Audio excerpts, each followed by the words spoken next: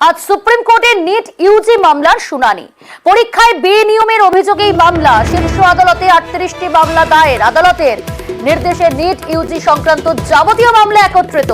কেন্দ্র সরকারের জবাব তলব সুপ্রিম কোর্টের। আজ প্রধান বিচারপতির বেঞ্চে হবে শুনানি।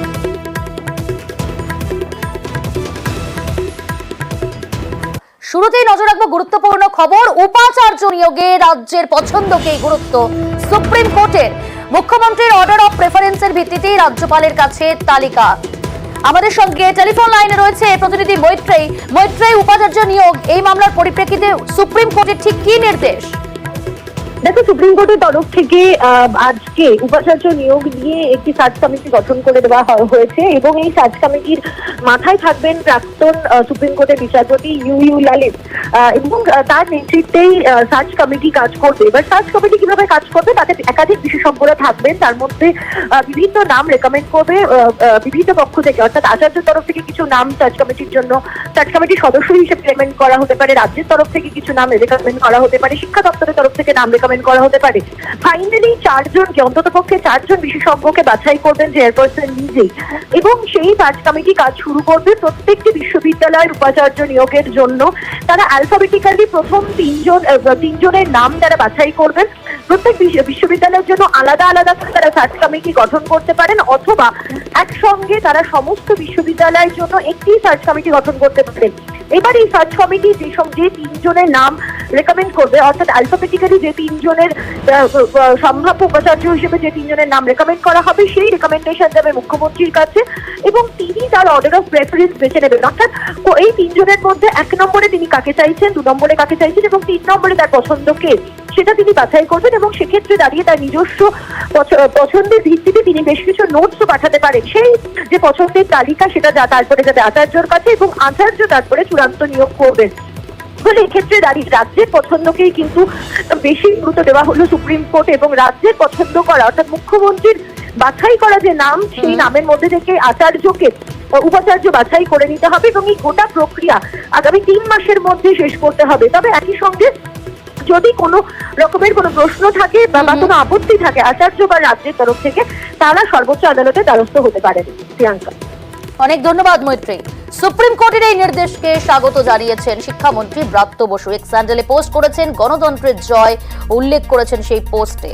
শিক্ষামন্ত্রী ব্রাত্য বসু সুপ্রিম কোর্টের নির্দেশকে স্বাগত জানিয়ে গণতন্ত্রের জয় উল্লেখ করলেন, তার এক্স হ্যান্ডেলে পোস্ট করলেন তিনি।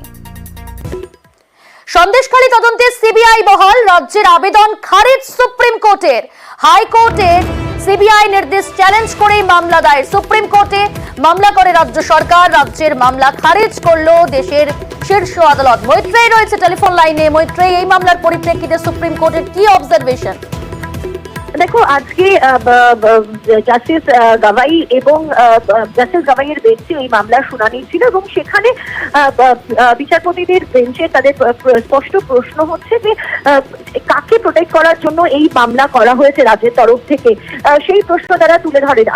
রাজ্যের তরফ থেকে শুনানিতে ছিলেন, রাজ্যের তরফ থেকে সওয়াল করেছিলেন অভিষেক মানু সিংভি এবং তাকে স্পষ্টতই এই প্রশ্ন করেন। অভিষেক মানু সিংভি যদিও তিনি জানান যে গোটা বিষয়টাই রাজনৈতিক উদ্দেশ্যে ব্যাপারটিকে বাড়ানো হচ্ছে। ইতিমধ্যেই যে 43টি এফআইআর হয়েছে তার মধ্যে 42টি এফআইআর এর চার্জশিট দেওয়া হয়েছে, মহিলা আইও নিয়োগ করা হয়েছে এবং তিনি গোটা বিষয়টি তদন্ত করছেন। অর্থাৎ সেখানে যে রেশন নিয়ে যে দুর্নীতি হয়েছে এবং তার সঙ্গে সঙ্গেই জমি সংক্রান্ত মামলা এবং নির্যাতনের যে মামলা, মহিলাদের উপর নির্যাতনের যে মামলা, সেই সবকিছু মামলা তদন্ত করা হচ্ছে। কিন্তু গোটা বিষয়টিতে সন্তুষ্ট হতে পারেনি সর্বোচ্চ আদালত। তারা পরিষ্কার তাদের বক্তব্য যে সমস্ত মামলাই সুপ্রিম কোর্টের তরফ থেকে, সমস্ত মামলায় সন্দেশখালীতে ঘটেছে এবং বেশ কিছু মাস ধরে রাজ্য নিষ্ক্রিয় ছিল, সে প্রশ্নও কিন্তু তারা তুলেছেন এবং গোটা বিষয়টিকে উল্লেখ করেই রাজ্যের যে আবেদন সেটাকে খারিজ করে দিয়েছে সর্বোচ্চ আদালত। ফলে সন্দেশখালী নিয়ে সিবিআই তদন্তের যে নির্দেশ হাইকোর্টের, সেই নির্দেশই বহাল থাকছে এবং সিবিআই তদন্তই বহাল থাকছে। প্রিয়াঙ্কা, ধন্যবাদ। আপনাদের এবার একটা ছবি দেখায়। মুর্শিদাবাদের ডোমকলে গড়াইমারি প্রাথমিক বিদ্যালয়, সেই স্কুলে পড়ুয়ারা কিন্তু স্কুলে জুতো পরে যায় না। না, স্কুল বারণ করেনি, কারণ সেখানে জুতো না পরে যাওয়ার অন্যতম রিজন হলো সেখানে ছোট ছোট পড়ুয়ারা বর্ষাকাল এলেই স্কুল চত্বরে জমে জল, এবং যাবে কি করে সেই পড়ুয়ারা, সেই কারণে তাদেরকে খালি পায়ে যেতে হয় সেই স্কুলে। এবং শুধু তাই নয়, দীর্ঘক্ষণ ক্লাস করতে হয়, মিড ডে মিলের খাবারও খেতে হয় সেখানে একেবারেই খালি পায়। সেই ছবিটা আপনারা দেখুন, স্কুলে ঢোকার রাস্তা অর্থাৎ প্রবেশ পথ এবং যেখানে মিড ডে মিলের রান্না হচ্ছে তার বাইরে এই ছবি, অর্থাৎ জল জমে রয়েছে। একেবারে স্পষ্ট এই ছবি থেকে বেহাল নিকাশি ব্যবস্থা। ডোমকলের স্কুল, ডোমকলের গড়াইমারি প্রাথমিক বিদ্যালয়, সেখানে ছোট ছোট খুদে পড়ুয়ারা এইভাবেই প্রতিদিন স্কুলে আসে। বর্ষাকাল এলেই বৃষ্টি হলেই জল জমে একেবারে স্কুল প্রাঙ্গণে। আমাদের সঙ্গে রয়েছে সরাসরি প্রণব। প্রথমেই জানতে চাইবো যে দীর্ঘদিন ধরে এই বেহাল নিকাশি ব্যবস্থা, এই অভিযোগ তুলছে স্কুল, এবং শুধু তাই নয়, পড়ুয়ারা খালি পায়ে আসছে, মিড ডে মিলের রান্না হচ্ছে, তার বাইরে এরকম একটা পরিবেশ। প্রশাসন কি এখনো কোনো ব্যবস্থা নিল বা ব্যবস্থা নেওয়ার আশ্বাস দিল?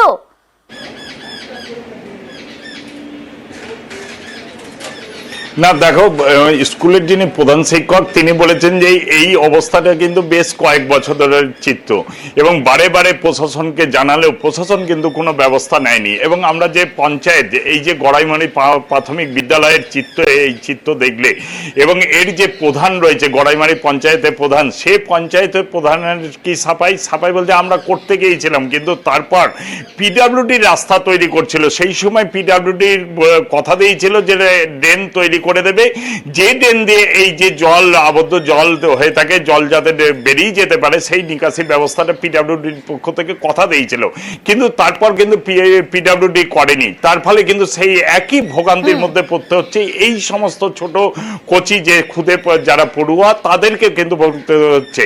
এবং কয়েকদিনের বৃষ্টিতেই এইভাবে জল কিন্তু পুরো জমে রয়েছে স্কুল চত্বরে। সবচেয়ে বড় ব্যাপার যে এখানে খাবার খেতে যায়, মিড ডে মিল, সেখানেও দেখো তোমার জল জমে রয়েছে, এবং বেশ কয়েকদিন ধরে জমা জলে তোমার দুর্গন্ধ পর্যন্ত ছড়িয়ে পড়ে। তার ফলে কিন্তু স্কুলের যে উপস্থিতির হার সেটাও কিন্তু দিন দিন কমতে থাকে, এবং আবার যে বৃষ্টি হবে সেই বৃষ্টিও কিন্তু জল নেমে যাওয়ার ব্যবস্থা নেই, এবং তার ফলে কিন্তু জল জমা থাকে, এবং তারপর সেই কারণে কিন্তু সেই জমা জলের মধ্যে দিয়ে যেরকম স্কুলে ঢুকতে হয়, ঠিক মিড ডে মিলের খাবার বা কোনো শৌচাগারে গেলে সেই জলের উপর দিয়েই যেতে হয়। তার ফলে কিন্তু বাচ্চাদের ভোগান্তির শেষ থাকে না। এবং স্কুলের প্রধান শিক্ষক বলছেন যে স্কুলের যিনি এআই রয়েছেন, সেই এসআই অফ স্কুল, তার কাছে আবেদন জমা দেওয়া হয়েছে, ডিআই এর কাছে জানিয়েও কোনো কাজ হয়নি এখনো পর্যন্ত। বেশ, শোনাবো দর্শকদের। শিক্ষক, ওই স্কুলের শিক্ষক এবং প্রধান শিক্ষক, তাদের কি অভিযোগ, তাদের কি বক্তব্য? জলের মধ্যে ছাত্রছাত্রীদের অনেকই অসুবিধা, ওরা স্কুলে আসতে অসুবিধা, ছাত্র উপস্থিতির হার কম, পড়ে যাচ্ছে, আমরা ছুটি দিয়ে দিচ্ছি। কাদার মধ্যে মিড ডে মিল খেতে অসুবিধা, লাইন করে দাঁড়াতে পারছে না কোথাও, বৃষ্টি হয়ে তো যাওয়ার অবস্থাও নেই, ক্লাসরুম কাদা কাদা হয়ে যাচ্ছে, বাচ্চা অসুস্থ হয়ে পড়ছে এর মধ্যে। আমরা তো রান্না করছি 20 বছর ধরে, তার মধ্যে এই 3-4 বছরে মানে এইদিকে ড্রেন হয়ে গেছে, কি হয়েছে জানিনি, পানি বের হয় না, পানি এইখানেই থাকে। আর এইবার তো একটু কমই আছে, এত দূর পানি, আমরা ওর মধ্যে ঢুকি পানি মধ্যে রান্না করি, এটা ঘা হয়ে যায়, পড়ে যায়, কাপড় চোপড়ে কাদা হয়ে যায়। আমার বিদ্যালয়ে যারা আগে শিক্ষক শিক্ষিকা আছেন ওনাদের কাছে আমার শোনা যে এই স্কুলের সমস্যা প্রায় 10 থেকে 12 বছর ধরে। ডোমকল সমষ্টি উন্নয়ন আধিকারিকের কাছে আমি লিখিত বিষয়টা জানিয়েছিলাম, তারপরে ওনার পক্ষ থেকে এখনো পর্যন্ত কোনো সদর্থক ভূমিকা উনি গ্রহণ করেননি। গড়াইমারি জিপির প্রধান হাসানুজ্জামান ওরফে মন্টু সাহেব, ওনাকেও আমি বিষয়টা মৌখিক জানিয়েছি। উনি আমাকে আশ্বস্ত করেছেন যে পঞ্চায়েতের বিশেষ করে 100 দিন বা যে কোনো প্রকল্পের মাধ্যম দিয়ে যদি সম্ভব হয় তাহলে এখানে মাটি তুলে অন্তত পঠন যাতে বিঘ্নিত নয় সেই বিষয়ে উনি আমাকে আশ্বস্ত করেছেন। আর এই ঘটনায় গড়াইমারি পঞ্চায়েত প্রধান হাসানুজ্জামান মণ্ডল জানান, জল নিকাশি ব্যবস্থা আগেই হয়ে যেত, রাস্তার পরিধি বাড়ার ফলে স্থগিত করা হয়েছে, তবে কবে যে সমাধান হবে তা স্পষ্ট করেননি প্রধান। শুনুন কি বললেন। আর ড্রেন করে দিলেই আমাদের সমস্যাটা মিটে যাওয়ার কথা। ওখানে উল্টো দিকে নদী আছে, সেই নদী অবধি অলরেডি টেন্ডারও কমপ্লিট হয়ে আছে, ওখানে পাকা রাস্তার কাজ হয় পিডাব্লিউডির তরফ থেকে। তাতে পিডাব্লিউডির অফিসাররা আমাদের সঙ্গে যোগাযোগ করে, আমার সঙ্গে যোগাযোগ করে বলে দাদা ড্রেনটা একটু স্টপ রাখা ভালো, কারণ আমরা রাস্তার বেসটা একটু বাড়াবো, তার কারণে আমরা ড্রেনটা একটু পিছিয়ে গেলাম, নাহলে এই বর্ষার আগেই ওই জলের ব্যবস্থাটা আমরা করতে পারতাম। জেলা পাল্টালেও ছবিটা এক। আমরা এতক্ষণ দেখাচ্ছিলাম মুর্শিদাবাদের ডোমকলের ছবি, এবার দেখুন কোচবিহারের ছবি। সেখানেও শুধুমাত্র স্কুল প্রাঙ্গণে জল নয়, ক্লাসরুমের মধ্যে অর্থাৎ ক্লাসরুমের ভেতরেও জল ঢুকে গিয়েছে। এইভাবেই ক্লাস করতে হয়, কতটা দুষ্কর পরিস্থিতি।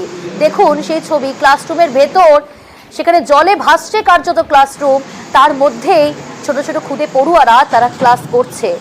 অগত্যা যখন জল আরো বেড়ে যায় তখন দোতলায় নিয়ে যাওয়া হয় ক্লাস করতে। এইভাবেই চলছে ক্লাস। আমাদের সঙ্গে রয়েছে আমাদের প্রতিনিধি শুভঙ্কর। শুভঙ্কর, কোচবিহারের এই ছবিটা দেখতে হচ্ছে এবং খুদে পড়ুয়ারা এই সমস্যার মধ্যে সম্মুখীন হচ্ছে দীর্ঘদিন ধরে। স্কুল কর্তৃপক্ষ কি জানাচ্ছে এবং প্রশাসনের তরফ থেকে কি ব্যবস্থা নেওয়া হচ্ছে বা কি আশ্বাস দেওয়া হচ্ছে?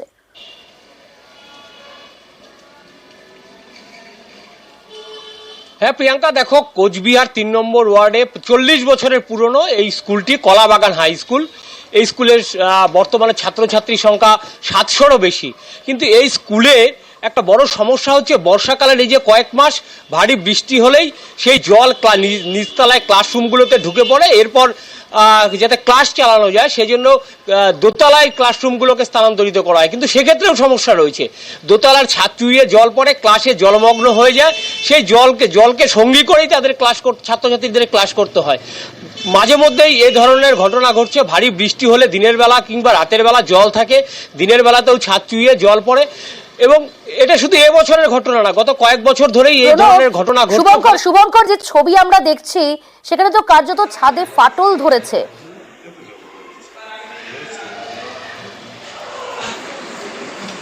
একদমই, দেখো সেখানে ছাদে দুটো ছাদ পরপর হয়েছে, সেই ছাদের মধ্যে ফাটল ধরেছে এবং সেই ফাটল দিয়েই জল ক্লাসে ঢুকছে এবং একাধিক ক্লাসে জল ঢুকে পড়া ছাত্রছাত্রীদের এই অসুবিধার মধ্যে পড়তে হচ্ছে।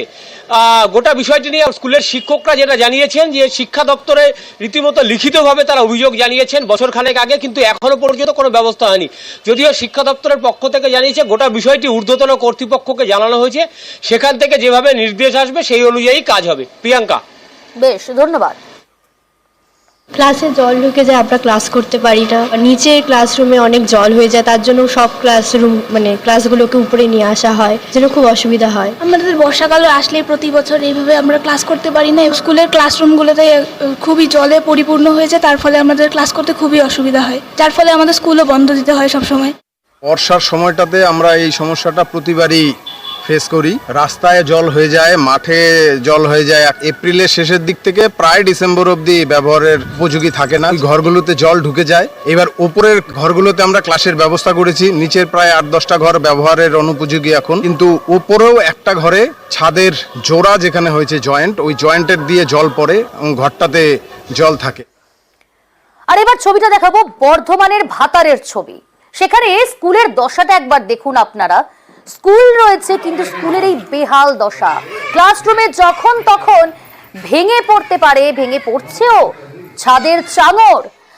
কিভাবে ক্লাস করতে পারে এখানে পড়ুয়ারা?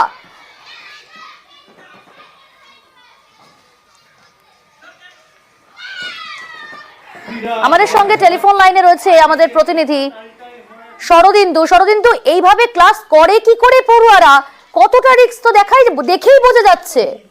দেখো, এই ঘরে আর ক্লাস করতে পারছে না পড়ুয়ারা, তার ফলে এই বর্ষাতেও গাছতলায় তাদেরকে ক্লাস করতে হচ্ছে এবং যেদিন বৃষ্টি পড়ছে সেদিন স্কুল কার্যত ছুটি, কারণ বসার জায়গা নাই। 2টি শ্রেণীকক্ষ নতুন তৈরি হয়েছে, কিন্তু সেটাও অপ্রতুল। এই যে একেবারে শিশু শ্রেণী থেকে 5ম শ্রেণী পর্যন্ত পড়াশোনার জন্য যে ঘর রয়েছে তা অপ্রতুল। মোট ছাত্রছাত্রীর সংখ্যা 123 জন। ফলে শিশু শ্রেণী, 1ম, 2য়, 3য় শ্রেণী তারা ক্লাস ঘরে থাকতে পারলেও 4র্থ এবং 5ম শ্রেণীর পড়ুয়াদের তাদেরকে গাছতলাতেই বসতে হচ্ছে। এবং স্কুল কর্তৃপক্ষ থেকে শিক্ষক, অভিভাবক সকলেই বলছে যে প্রশাসনকে বিষয়টি এর আগেও বারবার জানানো হয়েছে, কিন্তু তাদের ঘরের প্রয়োজন, বিল্ডিং এর সংস্কারের প্রয়োজন, নচেত কিন্তু এভাবে স্কুল চালানো সম্ভব হয়ে উঠছে না।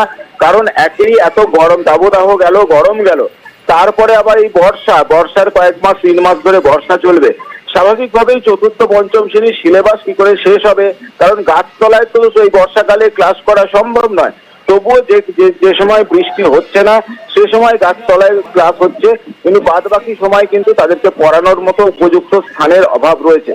এবং তোমাকে জানিয়ে রাখি, এই স্কুলটি কিন্তু অনেক পুরনো, প্রায় 75 বছরের পুরনো স্কুল। 1951 সালে এই খুলনা, বানেশ্বরপুর এই 2টি গ্রাম নিয়ে এই প্রাথমিক স্কুল চালু হয়েছিল।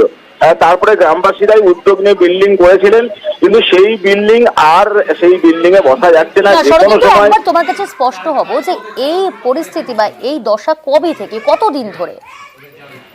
দেখো, এই অবস্থা বেশ কয়েক মাস ধরেই চলছে বলে এই শিক্ষকরা জানাচ্ছেন। কারণ হচ্ছে যে চাঙড় ধসে পড়েছিল এবং তারপর থেকেই অভিভাবকরা পড়ুয়াদের স্কুলে পাঠাতে ভয় পাচ্ছিলেন, তো অনেকেই স্কুলে পাঠানো বন্ধ করে দিয়েছিলেন এবং শিক্ষকরা আশ্বস্ত করেন যে তাদের গাছতলায় ক্লাস হবে। আতঙ্ক তো থাকবেই। অনেক ধন্যবাদ শরদিন্দু। আমাদের একটি বিল্ডিং পুরনো হয়ে গেছে এবং তার দিকে ছাদ পড়ে যাচ্ছে। গাছতলায় ক্লাস করছি এবং হঠাৎ করে যদি বৃষ্টি নামে তখন আমরা ভিজে যেতে পারি এবং আমাদের বইপত্র ভিজে যেতে পারি। আমরা চাই যে সেই বিল্ডিংটি নতুন করে হোক এবং আমরা সেইখানে সুস্থভাবে ক্লাস করতে পারি। পুরনো যে আমাদের মানে ক্লাসরুম রয়েছে, এই ক্লাসরুমগুলো একদম ভগ্নপ্রায় দশা। বিল্ডিং এর সমস্ত চ্যাঙ্গর ট্যাঙ্গর সব ভেঙে ভেঙে পড়ছে। ক্লাস চলছে গাছতলায়। আজকের দিনে গাছতলায় ক্লাস, এটা সত্যি ভাবা যায় না। প্রশাসনের কাছে আবেদন রাখবো পুরনো মানে শ্রেণীকক্ষগুলোকে ভেঙে দিয়ে নতুনভাবে আবার যাতে শ্রেণীকক্ষ তৈরি করা যায়। আতঙ্কের প্রহর গুনছে পুরুলিয়া শহরের পথচারীরা। বিপজ্জনক বাড়িতে ছেয়ে গিয়েছে পুরুলিয়া শহর।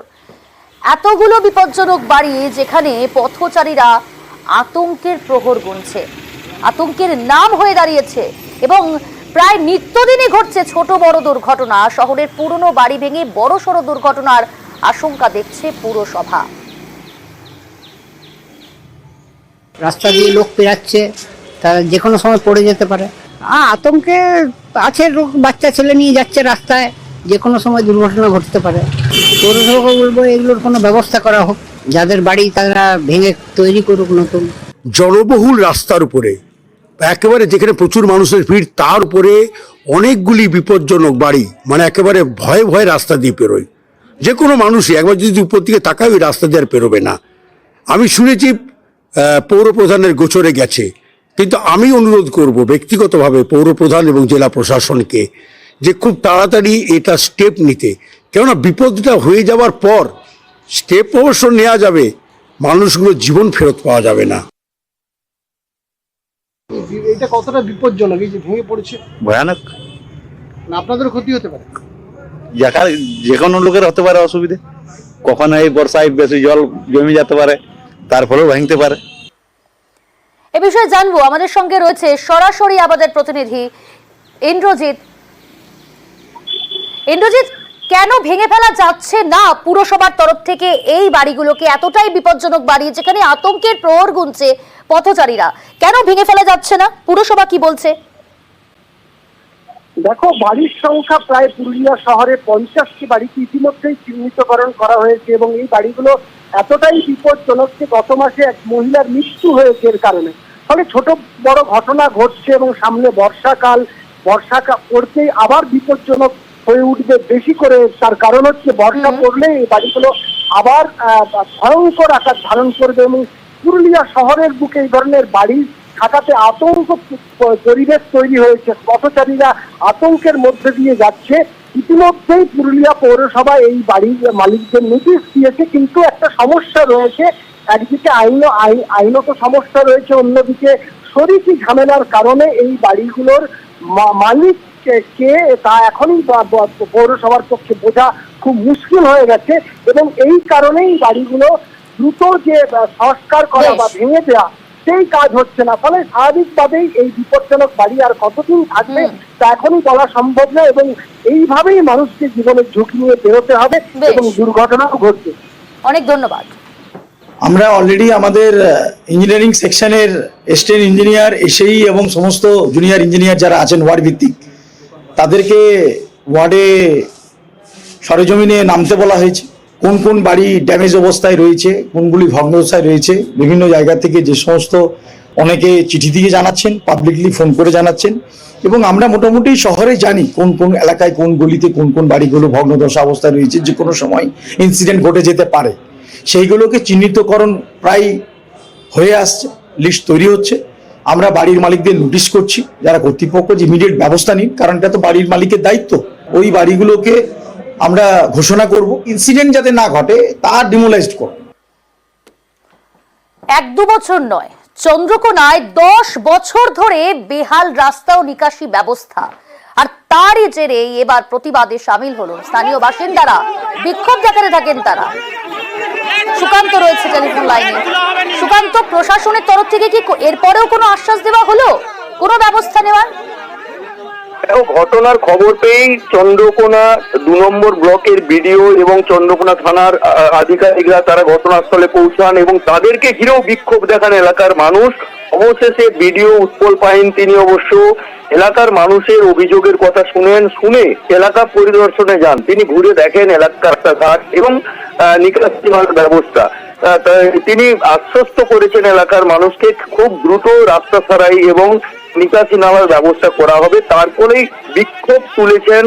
এক কথায় গ্রাম পঞ্চায়েতে তালা দিয়ে যে বিক্ষোভ চলছিল সেই তালাও খুলেছেন গ্রামবাসীরা। ঘটনাটি চন্দ্রকোনা 2 নম্বর ব্লকের বান্দিপুর 2 গ্রাম পঞ্চায়েত এলাকায়।